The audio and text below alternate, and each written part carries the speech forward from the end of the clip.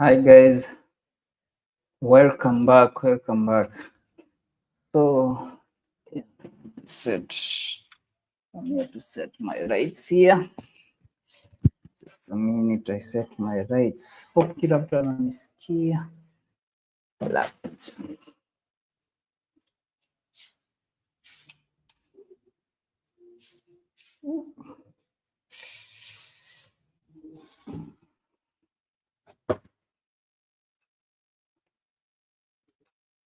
Hello. So yeah, I'm just going direct to the point. So today I have a packed show for you guys. It's a live that I just decided to do. And the reason why I decided to do it is because of I want to be producing as much content as possible. Today I had a video planned out, hata nilikuwa nimeirelease, then due to some privacy issues I had to drop it down. So nikasema I have a video for tomorrow, nikasema I do a live and then watu waone.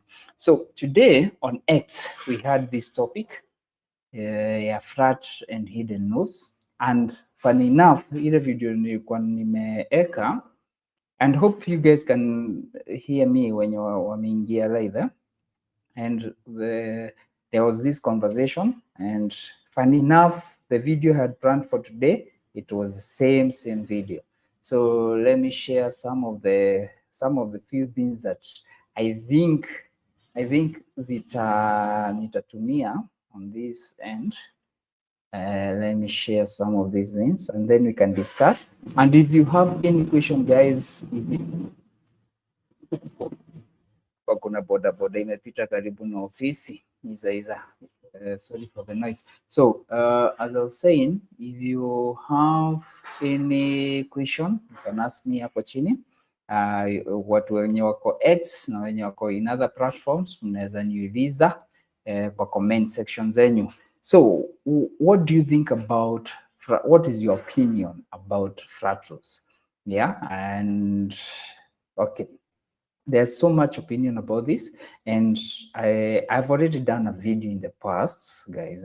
When you wanajua hii channel, kuna some time back I did a video about hidden roofs and their problems. Now here is that video. Let me share this. Yeah, I had done this video some time back, and the video ilikuwa inaongea what the problem with hidden roofs in construction in Kenya. Yeah, ilipata views. And hi guys, welcome back. So I did an update on the house ile Psycho 1.2 ile hoteli yenye by the way, this house imestalled kidogo. I go back to it guess and almost every done. Member of this channel ameiona, and that house on the top part inatumia the hidden roof concept, and in there niliweza explain some part why I don't like hidden. So basically my idea is, if you can go and watch this video, is I'm not a fan of hidden roofs, and today nikaona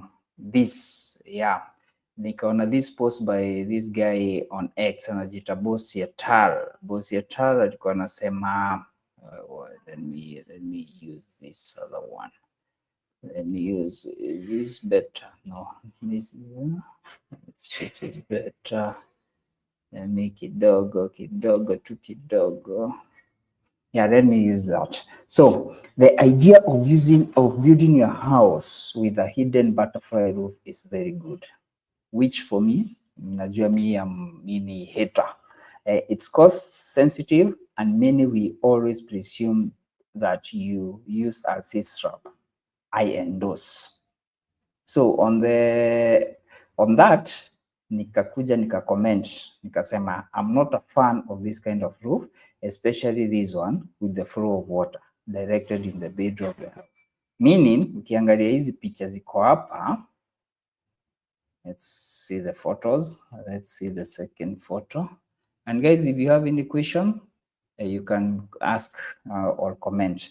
So you see this photo, unaweza ona the flow of water is coming at the center of the house, and that's what I fear most, because sasa what happens ni in case kukuwe na any problem, just future problems, unapatanga maji iko katikati ya mto, yani iko katikati ya nyumba, unacheza na Indian Ocean. I have a case where one of you, my subscribers, came to my videos akasema, akanipigia akaniambia the mom was almost electrocuted juu maji ilinyesha ikaanguka kwa nyumba yote. You see, so you can see, and it's after I did that video, someone just reached out akanipatia experience. By the way, I get so many experience, so many people talking about their bad experiences. Even the video hapo unaona nimesema I'm not a fan of this kind of roof, especially this one with the flow of water directly in the middle of the house. Seen many bad experiences so far. I have a few videos on this, and I have a new video out today. So today, as I told you, this video nearly drop. I can show you the video itself. It's still on, but iko unlisted. I can share about a few minutes of it. You can see. Nimeona shida iko wapi? Shida yote iko kwa hiyo shimo. You can see. So as I was sharing that, ndo nilikuwa na comment about that issue. So what happens with this kind of roofing is that haitakangi mistakes, and na appreciate this guy anajiita Bosiatal on X alikuja nione, what is this?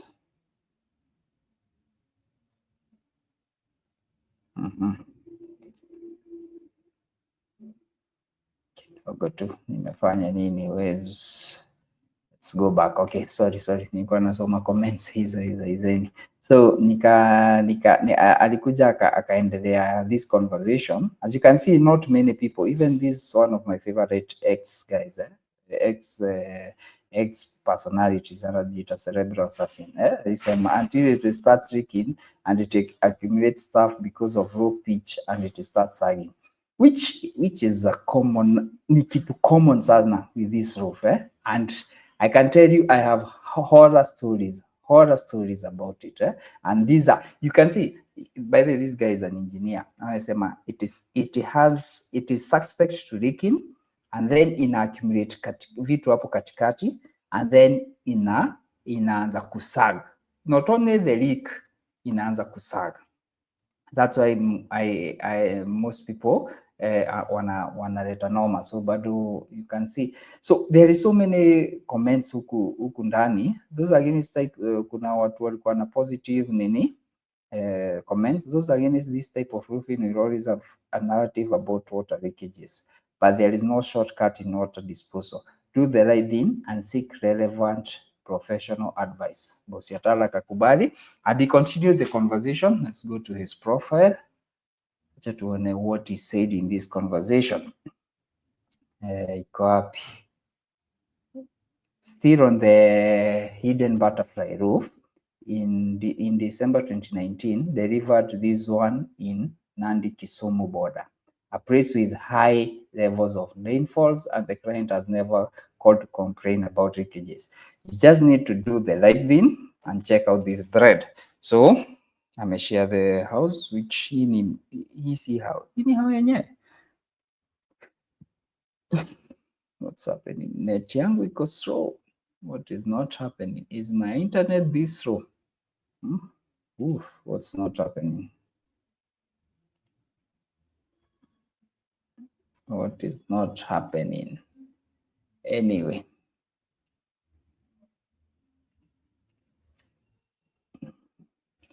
Yeah, yani internet yangu iko slow hivi. You can see aliweza kuleta hiyo butterfly, which na amesema since 2019 imekuwa iko chonjo for him, haijamletea any issues so far, which is nice, that's very nice. This is very nice with there. Okay, let's go. So if you are going to take this idea, please avoid using valley sheets on the hidden gutter. Yeah, so this is one of the issues unapatanga. even in that roof yenye umeniona niki explain and the majority zenye zikuwa na issues zote inakuanga wanatumia hii sheet ile hii nini hii inaitwa valley sheets zenye yenye ile sheet kubwa unaitumia hapo. So amesema please avoid using valley sheets on the hidden gutter, otherwise you keep complaining about leakages. Do not entertain this experiment unless you can take rust frame. Okay, so you can see this is, by the way, this is the worst way to do it. And then hawa hata sasa wamefanya vibaya. Hii sheet unafaa kununua hata sijasema hata it's good hata kwa hizi gata za nje inafanga kukua one wrong sheet, haifai kukua into nini inaitwaje, iko na hizi corners ama iko na junctions, inafaa kuwa one wrong sheet imekatwa specific to that, unaona, specific to that length, and then you can see what happens. So maji, as I was saying, maji ukuja ina accumulate, unapata giza sasa, unaanza kuswim na mvua kubwa hautakapata. This is very elaborate, thank you. And then here is the secret to concrete guttering when building hidden roofs. The use of stagnant water left for 7 days help expose tiny cracks within the existing concrete water. This can be repaired early enough if noticed, thus giving assurance on the integrity of the guttering system. Okay, so this is this guy iko na music, nitapatiwa copyright hapa, acha nirudi. So okay, so the concrete gutter is the secret, of which this makes sense now, because now hii sasa story ya kusag hii weight yote inabebwa na hii concrete. So ni kama uko na two skillion roofs. Skillion roofs ni kama zile roofs mimi hujenga, ama a few skillion roofs here, because maji yote this is awesome. Now you can see hizi gata zote zenye ameunda, which is ina make sense sasa, because sasa maji una control maji kabisa, and you have, I think this is awesome. Sasa this is a good solution. Now this is why I will not advise anyone to do it. Okay, this is why I will not advise you or any other person to do it. Let me go this. There is one of the biggest reasons, other than aesthetics, na sijui watu wenye wako huku hivi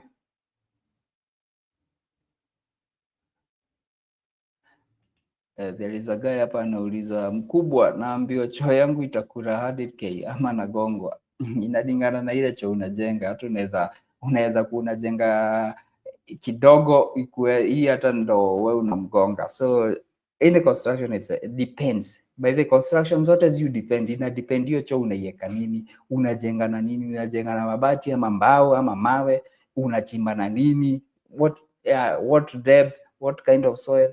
So yeah, tuachane na choo, ni venye tu nimeona ni respond to that comment.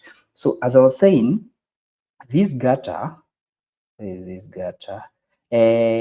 reason why people go with these hidden roofs, for those who don't know what we're talking about, is such, is other than the aesthetics, which these roofs nice, it's cost. Other than aesthetics, if you are going for aesthetics, go with a concrete gutter, and you've seen my guy hapa anajiita bosi hata explain why you should go with a concrete gutter, avoid these very shit gutters.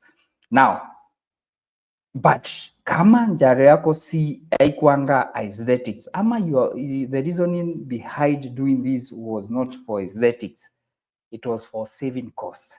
Trust you me, the cost of building that valley gutter, ile pesa ulisave kwa mbao na mabati, utaenda kutumia almost the same amount at the end of the day. If I'm wrong, someone can challenge me. Yeah, someone can challenge this, but I believe that whatever amount uta save kujenga the normal pitch roof, utaenda up kutumia hiyo pesa ulisave ukijenga hii roof, utaenda up kuitumia kwa hii concrete gutters. And then another thing, this concrete gutter must be supported by something. Unajua hivyo, si gutter peke yake, lazima ikue, when you are constructing it, lazima umeweka hesabu ya itabebwa na nini, hata kama si kitu mzito sana, yeah? You have to consider what will support that weight, unaona? So hapo ndo cost inainuka. So guys, I am not a fan of this, so if it's cost, kama cost ndo reason ya kujenga hii, achana nayo, because to do it right you end up using expensive people, because the people doing it right are quite expensive. Number two, you end up using more money to make sure that hiyo story ya leakage haiko. People are doing it right, but it's expensive to do it right. Guys, trust me, it's quite expensive. Na kujenga hii ni slab unaweka, hata kama ni slab ndogo, hii weight lazima ibebwe na kitu. Sijasema ikuwe na chuma, but lazima ikuwe, kuna hata design, kuna some design aspects zitaingia kwa hii nyumba zenye lazima utainka more money, yeah, to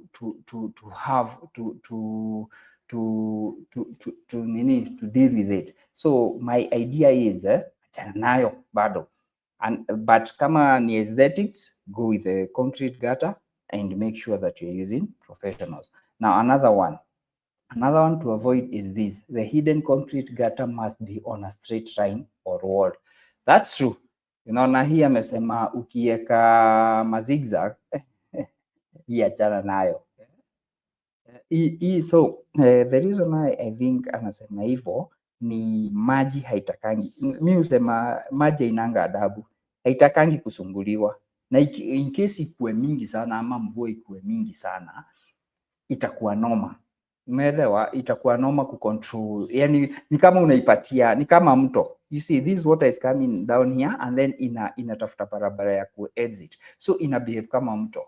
Na mto ikipata kona, what happens? Inapatanga hizo rapids, unapata zile splashes of water. So what will happen when hii part ianze kupata, this is my reasoning, ikianze kupata those heavy movements, maji itaanza some water will come back, ama some water will start flowing the wrong side, ama ianze kuenda in the wrong direction, and that now hapo ndo shida inaenda, because all you are working with is controlling the flow of water, guys. So I suppose hii kitu lazima ingesupportiwa.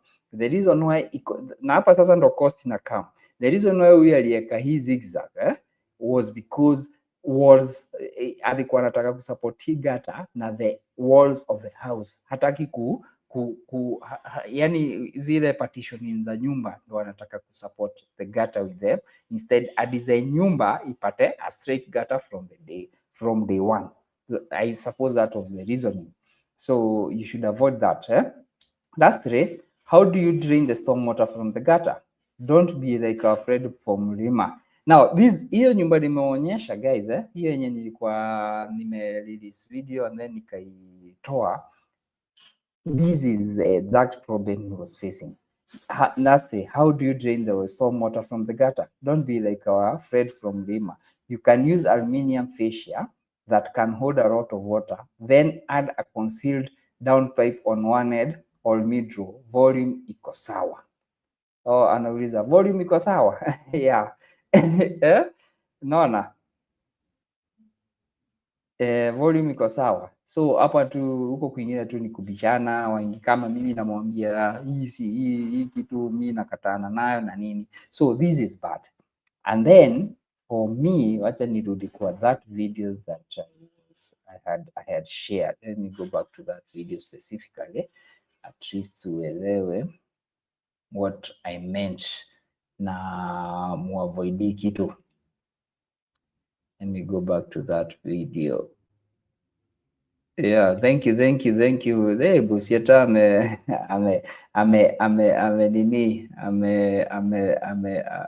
amebonga. What? Yeah, thanks Busieta. Acha ni kuna praise comment on this live. which let me share this stuff. Amesema pressure my guy. Thank you Ban. Thank you, much appreciated even for tuning in. So I'm just trying to discuss this, at least to bonge to kuelile. So the issue with that roof, let me find that specific roof I was telling you, and then I will share. Where is it? Yeah, and the issue with this roof, as you heard, was the exit of the water. Let me share. Sijazoea hii nini. As you can see hapa hivi nasema nimeona shida iko wapi? Nasikia nalia. Shida iko shida yote iko kwa hiyo shimo. Nimeona shida iko wapi? Shida. Yes, my internet has some issues because of uploading and downloading, but I think I have that video somewhere. Other than there, niko na hiyo video because I edited it jana. I must have that video here. Yeah. Let me put it here and then you guys we can discuss on it. So, but basically what Kenya nataka kusema, so do you have to opt? Hey, this by the way, paint road, before iendelee, lazima ukikosa, umeona kwa hii story boss ya Tal alikuwa anasema ni boss ya Tal. So what boss ya Tal kwa hii part amesema iko wapi juu? Thank you. Boss, kuna press boss ya Tal amekuja akasema, let me find that post and then I share iko wapi kwa hiyo nini yake ya asubuhi, hiyo thread yake ya asubuhi. Where is it? It is, let me share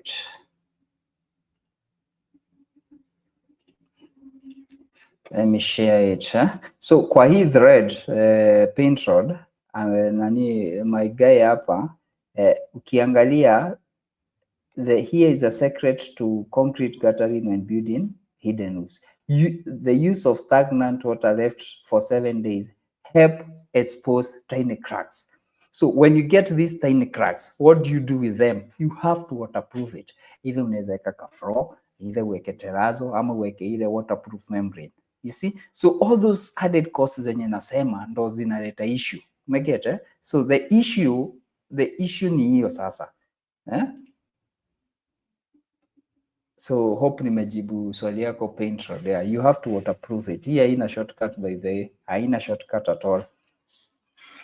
Yeah, so I think I'm done with this topic about flat roofs and hidden roofs. I have a few other topics I would like to discuss, and anyone with any question you can ask me on the comment section. I will really appreciate. And then I have another thread so that I want also to share with you guys here. Ilikuwa hapo next today ilikuwa next na I was tagged by this guy here. Inajita should you take a mortgage? It's by kijana ya mashamba. He tagged me on it, so it's nikaona it's something that naeza talk about and then we discuss about it. So this is the thread. Is a mortgage in Kenya worth it? For me, hata kabla nilikuwa nimesoma, but for me naeza sema no. But let's read and then perhaps mtajua kwa ana support my argument of why no. Most people often ask me if I vouch for mortgages, especially in the country. My answers in the thread. Number one, so mortgages allow one to buy property by leveraging. Leveraging is taking advantage, financing on loans. Most gurus advise people to leverage in real estate so as to make money. But this only works where interest rates are low. And see Kenya by the way, interest rates za Kenya saa ziko 18 to 21% depending on your rates zenye mtu anapata. Siku hizi si kama zamani ilikuwanga everyone anapata 13%.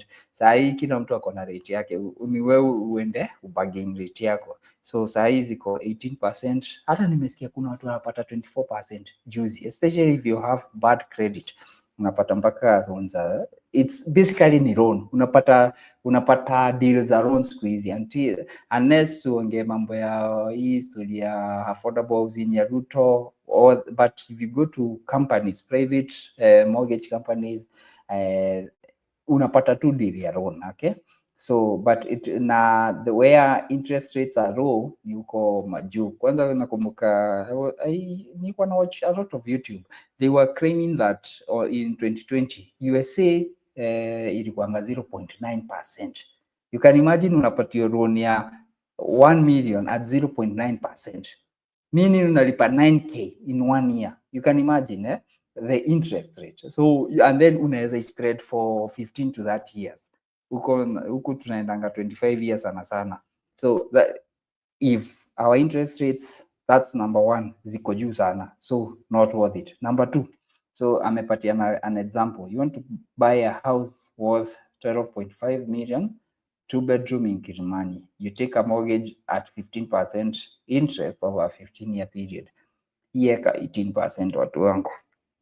With a down payment of 30%, you'll be paying a monthly installment of 122k for a house where unaweza lipa Kilimani 2-bedroom house unalipa 60 to 80k depending na venye inakaa. Hata unaweza pata ya 50k to 80k depending. So here 12.5 naipatia 60k. So unalipa nyumba, unaweza lipa rent 60k, unailipa 122k for 15 years. Do the math. With the down, na kumbuka umeweka down payment ya 30%. 2 beds rent for 100k to 120k in that area. Hizo za 2-bedroom. Unless unaongea juu ya story na hizo ma high end. Si zote bana. Ya 12.5. Nashuku because 3-bed ndo najua zinafika 100 to 150. Kuna estate nilikuwa naishi walikuwa nalipisha 90 na ilikuwanga mansionette in Kileleshwa. So I know, I'm pretty sure. Na kuna nyumba ilikuwanga hapo nilikuwa nimejaribu kudaba za house agent some time back. Hiyo nyumba mpaka ilienda for 2 years without a tenant. 2 years without a tenant, you can imagine unaenda 2 years without a tenant na alikuwa analipisha 70k 3-bedroom, but haikuwa ni zile za zamani kiasi, haikuanga hizi posh, you can imagine. So you can get good deals in that area too. See fits. So hii ni 2-bed rent for no, this is too high. Hiyo nakataa. So kumbuka umeweka down payment ya 3.7, umechukua loan ya 8.7 na unailipa na 122,000. Okay. So from the example, does it make sense? Sa hapa hivi there is a devil, kuna kashetani hajataja watu wangu. Unaona hii pesa ametaja hapa, down payment, amount finance. Kuna tu pesa hapa almost 10% ya 8 million, almost 800k ama almost 1 million of the amount hajataja.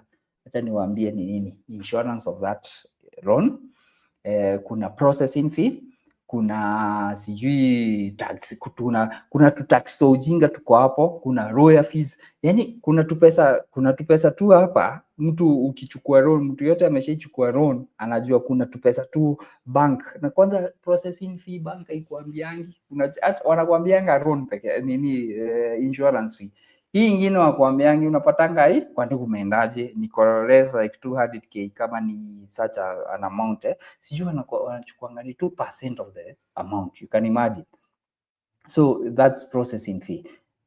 So so kama unaona hii ni you spend total you spend 22, it's 23 million in short on that house so you can imagine so from the example, does it make sense? Imagine you decide to rent out of the 100k out of the 110K, you have to pay an additional 12K out of pocket to the bank per month. Na si guarantee utapata tenant. If you buy to live in the house, it's better renting in that area as the monthly installments equals the same. Nimesema ni half. You can get a half na kitu poa. Ukienda posh areas utapata na kama 8 and 90. A 2 bedroom yenye iko posh vizuri kabisa. If I'm wrong, you can correct me. Watu wa nini wa manini watu wa manyumba. So with this to consider, do you still take in a mortgage in Kenya's high interest rate? Can you still consider taking a mortgage in this interest rate? Mangu, no. So kama wa manyumba amesema yes, just diversify. No, just diversity your income streams before applying for that mortgage. Instead of doing that, so you save too, and it will be by the you unaweza tafuta nyumba cheaper na usave and in the ama ujenge. Okay, unajua uzuri wa mortgage ni inakupatia that house instantly. There is that feeling, but now it will be a burden for you. Okay, for this case, naweza ambia mtu hivi, find something you can invest your money in, this money yenye uko nayo, kama uko na especially that 3.7 million yenye itakuwa inakupatia pesa, unaweza rent nyumba in such a case. By the way, sijui nini unaweza, because you will need about 20%, about 2% per month, utakuwa unapata at least 80K. So find something you can do. I don't know what. That's much better for you to get this. But history ya mortgage ni kakitu kanaweza kufanya ulie. I support mortgage is a liability that can strain someone financially, especially in years down the line when other responsibilities increase.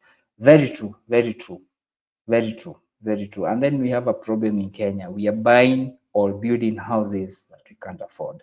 That's the biggest issue. If we really bought into things that we can afford, we even taking those loans haiwezi kuwa na noma hata kama interest rates ziko juu. Shida ni una 200K unataka nyumba ya 10 million na una 200K. Piga hesabu, how many months do you need to earn for you to build the house ya 10 million? How many months do you need to earn? Piga hiyo hesabu. At least na ukumbuke you have other responsibilities from that 200K. So who should afford? Yani we are trying to live beyond our means. That's living beyond our means. So basically that's it. Any mtu yote ako na swali, you can ask, you can comment. I really appreciate. I do appreciate maswali na anything. Yeah, na appreciating sana. I have something else I want to talk about, and this is Mjengo Tracker. You remember these guys? So Mjengo Tracker is a platform. Guys, hata niwaeke invoice and wondering, is this? I'm wondering. So Mjengo Tracker. Let's listen to this. By the way, this is a recording by some guys. Close to what it should cost. Oh, yeah. It turns out that feeling is pretty much universal when it comes to anything construction related. Right. Like it or not, it's a black box for most of us. Yeah. But what if, and bear with me here, what if there was a way to bring that same, transparency and control that we're used to with like online shopping to something as big and complex as building a house? Right. Especially if you're doing it remotely. Yeah. Well, that's kind of the whole idea behind this company called Mjengo Tracker. We're going to deep dive into what they're doing and more importantly, I think, how they're trying to empower people to build with, more confidence. Yeah. So before we even get into the tech and all that, yeah. Let's talk about the problem. Why is construction such a financial black box in the first place? It's a good question, right? I think a lot of it comes down to the fact that construction costs are they're inherently kind of volatile. Like you have all these moving parts. Material prices fluctuate, labor costs vary depending on where you are, who you're working with, and then there's always the potential for, hidden fees or markups. Oh, yeah. And it's a lot to keep track of. It can be really overwhelming. Especially, and I think this is where it gets really interesting with Make Your Own Tracker, especially if you're someone who's like managing a project remotely, which is the case for a lot of the folks they're working with, right? We're talking about people who are, Hello. say, building homes back in Kenya while they're living and working in other countries. Yeah. Talk about a recipe for like nail-biting stress. Yeah, for sure. So, okay, so that's where Django Tracker comes in. What is it, and how does it actually help with all this? Okay, so at its heart, Mjengo Tracker is a platform that kind of combines two really important things. First, it gives you real-time expense tracking. So think of it as your own personal construction finance manager. You input all your costs, materials, labor, permits, all that, and you can see exactly where your money's going. Right. But here's where it gets really cool. They've also created this whole database, this marketplace really, of actual project costs from Kenya. So, guys, for those who are wondering, this is just a recording of educating you what Mjengo Tracker is, and at least unaweza figure out how you can use it. Perhaps it's helpful to you. So, yeah. Oh, wow. So let's say you're, building a 3-bedroom house in Nairobi. Okay. You can actually go on the platform and look at data from other similar projects and see the average costs for literally everything. Oh, wow. So you can actually compare. Exactly. You can compare, see if you're getting a fair deal, no more guessing games or feeling like you're just totally out of your depth. It's like having a, what do you call it, a price comparison tool. Yes. But for like your entire house. Exactly. It takes all the guesswork out of it and really puts the power back in the hands of, of the people who are building. And that's huge for an industry that, let's be honest, has traditionally been, not exactly known for its transparency. Not at all, no. And the people behind Django Tracker, you can tell they get that. It's not just like tech people trying to build a cool app. They understand the Kenyan diaspora, their specific needs, the anxieties they're facing. It's really about building trust as much as it is about, building anything physical. Totally. And, it seems to be resonating. Oh, yeah. Speaking of trust, I mean, they've got like a pretty impressive track record so far, right? They really do. Over 10,000 users already and close to 1,000 projects on the platform. And get this, they've done it all with minimal marketing. So that tells you there's a real need here, a real hunger for what they're offering. Yeah, it's like they tapped into something. And, they're also doing it all with a pretty smart, sustainable business model. Absolutely. Users pay a subscription fee to access all the platform's tools and features. And then Mjengo Tracker. And by this, the subscription fee is free. Mjengo Tracker is free till January. You can access everything on Mjengo Tracker for free up to December 31st. Everything. When I mean everything, every feature. Tracker takes a small percentage from any marketplace transactions. Oh, so it's a win-win for everyone. Users get transparency and control. The platform gets to keep growing, and it incentivizes everyone to play fair. very cool. So they're raising funds right now to try to scale. Okay. Thank you. Much appreciated, guys. I just wanted to talk about Mjengo Tracker. And for those who are asking what Mjengo Tracker is this platform. Let me share it here. You can see this is what I basically use to record my expenses. Yeah, this is basically what I use to record my expenses. Like now, you remember my small house that I'm building. I can come here to my project, but they need tiles. I've already bought some tiles, so you can see it's here. Nakaitanga my dream home. It's not my dream home basically, but I have to give it a name. Currently, it's my dream home. You can see there is some photos here and there of the house. And then all the expenses. This is how I keep all my expenses here. It's up to when I bought tiles, it was 717,984. I basically come here, yeah, and then I can you can see it starts with all the things that I bought, and then I can come here. I bought cement. The number of cement I bought was 8. plus 5 plus 2. It is 15. I bought cement, so it was material. Key cost phase was tiling. It's internal finishes, by the way. Internal finishes. Yes. And also, in case I find something that's not here, I can come here, I can add my own face, the face. Naweza sema, naweza ipatia tiling if I even want more detailed, something more detailed. And then I can say my supplier, there is a hardware I go to, and then it's the type of the material category, it's 15. Kwetu tunanunua 780, yeah? Kwetu tunanunua 780. Yeah, 20, and then it's paid. And then that's the amount of cement I paid.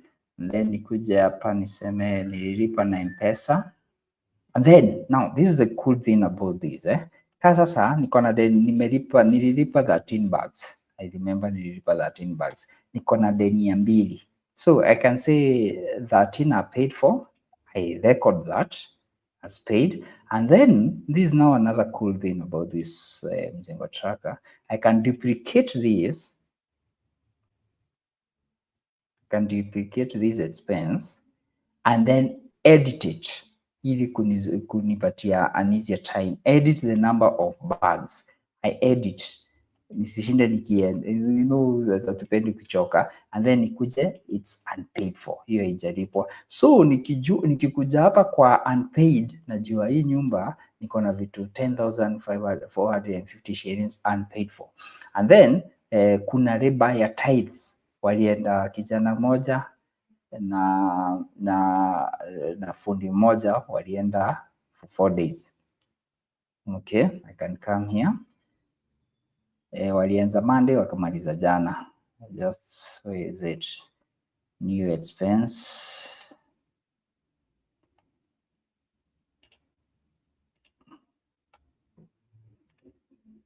Yeah, this is a new expense. And then I come here niseme tiling, labor, key cost category, labor, key cost phases, iko wapi, internal finishes. And then I come here is fundis and casuals. Unaweza andika majina if you want to. And then I say it's 4 days of 2,000 each day for labor. And I paid. And I paid them in cash. And then I say save expense. It's 4 days, not 3. Kwa nini nimeweka 3? It's 4 days, not 3. It's 4 days. Yeah, it does that. And then, now this is a good thing. Acha niwaonyeshe. And then nakumbuka nili hire tools. I hired tools. Hiring of tile cutter for 2 days. For those 2 days, nikakuja hapa ni tools, internal finishes. Huyu kijana anaitwa Eric. Tools. And he does the business ya kuhire 2 days. Each day alinipisha 300. The thing is, ile yetu ilikuanga tile cutter yetu ni ile ndogo, so ilibidi tumetumia hii. And then I paid through M-Pesa. Yes. Can see how good Mjengo tracker is. That's basically how I keep all my records. And in case there is anything, and then I can come here and check the summary. So what's my expenditure up to today for my house? It's 738,264. And then nikuja hapa nataka kuona analytics. What are the analytics, man? Ndo easy. So my estimate ili niingie ni 800k. Niko 738. Nimebakisha 62,000 niingie nyumba. Yeah, so nikitaka kujua plumbing nimekuda pesa ngapi, floor finishes, 50 ceiling finishes. Hizo vitu ningeziweka kwa floor finishes. Hapa kwa let me go back here. Hizi vitu zilikuwa zinafaa kuwa zote. Now I made a mistake on internal finishes. Naona nimeziweka floor finishes. So I can come and bulk edit on the key cost category. Hiyo iko sawa. On the faces it was floor finishes, and then I can submit. Ngoja uone something good. And then nikisha submit naweza kuja hii nyingine hapa kwa analytics, utaona sinaona. Let me refresh. Tuone. Let's go to the analytics button. Ilikuwa na 60 something thousand. Sasa kwa nini haijapanda? Oh, floor finishes naona zimepanda juu nimeongezea hizo. So you can see. So basically that's the magic. And then now unaona hii haijabadilika, but hii imebadilisha. Internal finishes nazo zikaenda chini juu, hazikuwa zina, ndo nimebadilisha the cost. So guys, and unaweza kuja hapa ucheki all the, you can see floor finishes ndio hizo tunafanya.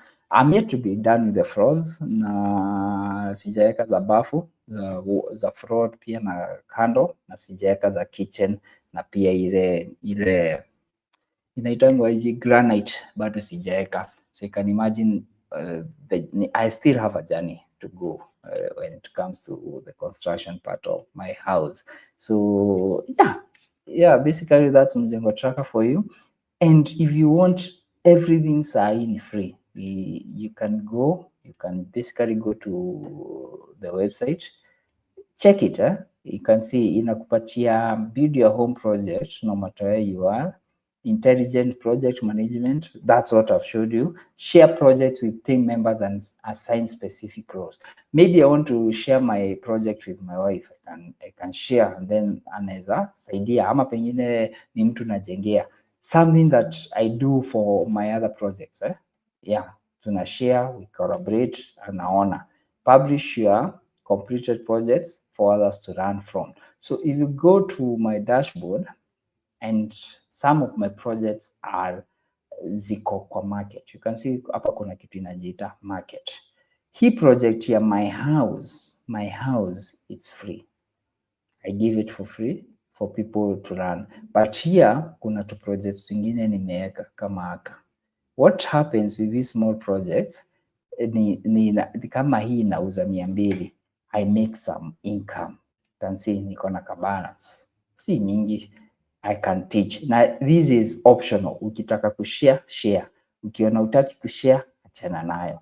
As you can see, I have so many projects. My projects are quite many. Niko na mingi zenye ziko hapa. I have basically 21 projects. Fencing, I do fencing, I do all those, hizo vitu zote mi hufanya. Mi zieka hapo, na si fencing zote, especially construction projects. Kama hapo unaona Celebration Garden Studio, Tiny Farms House Sagana, ndo hiyo. Especially the big projects. And then kama hii sasa, kama hii studio, you can see we have members. We can collaborate with the owner. No, sitaweza nitokea haraka kabla mjue ni nani. Anyway, so yeah, someone here amecomment. Akasema the session, this is Paintro, the session is very informative. Much respect, sir, Mr. Yotal and all the Mjengo fraternity. Tuende. Thank you, Paintrod, man. Much appreciated. Hapa kuna, when it comes to building, is it possible to determine an exact cost prior? When you are given a professional BQ, you go with 15% plus or minus, dependent on bei kupanda. Hii ni kitu uwezi, kaisa hii simiti inapanda. Tulikuwa na 750 ikapanda, sasa iko 780. Mara 7. Mimi nikianza kujenga, ukienda hata kwa Mjengo tracker yangu utacheki tulikuwa tunanunua simiti at 640. So you can't determine, and then the longevity. So hakuna, kila kitu itakuwa inakwanga si guesswork, because a professional will put in factors like price change and estimate na inflation, hata factor in so much, and they always give themselves a 15% margin for error. So hii ni kitu, and then Mjengo has so many moving parts. Can you estimate the number of times utatembea kwa Mjengo?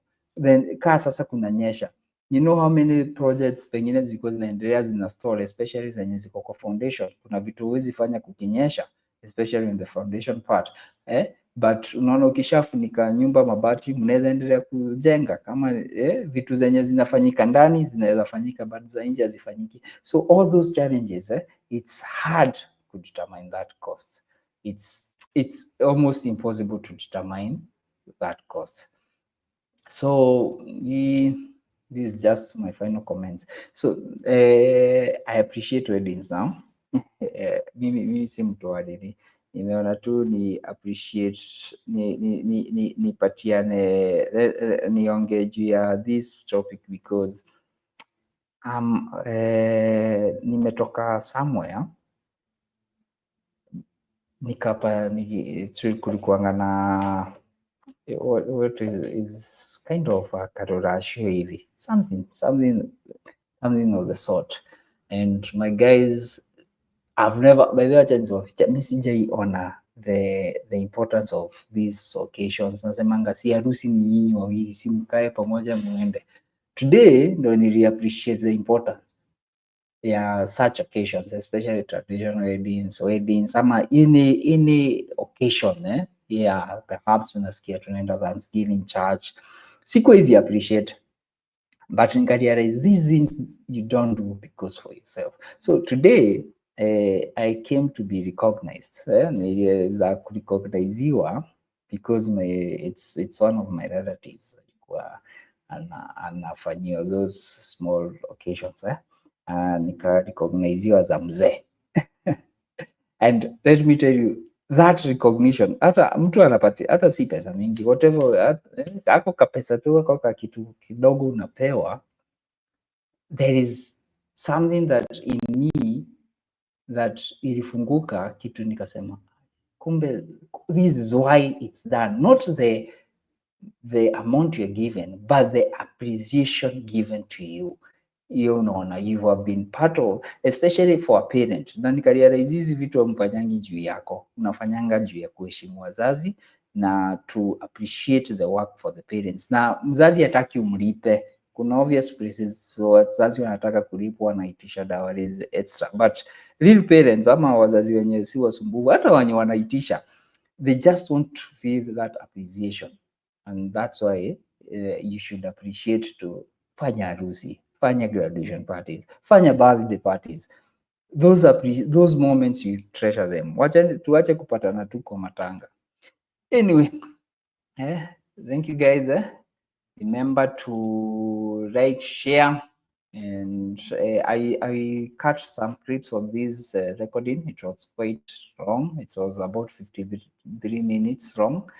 Yeah, much appreciated, and see you next time, guys. See you next time. See you.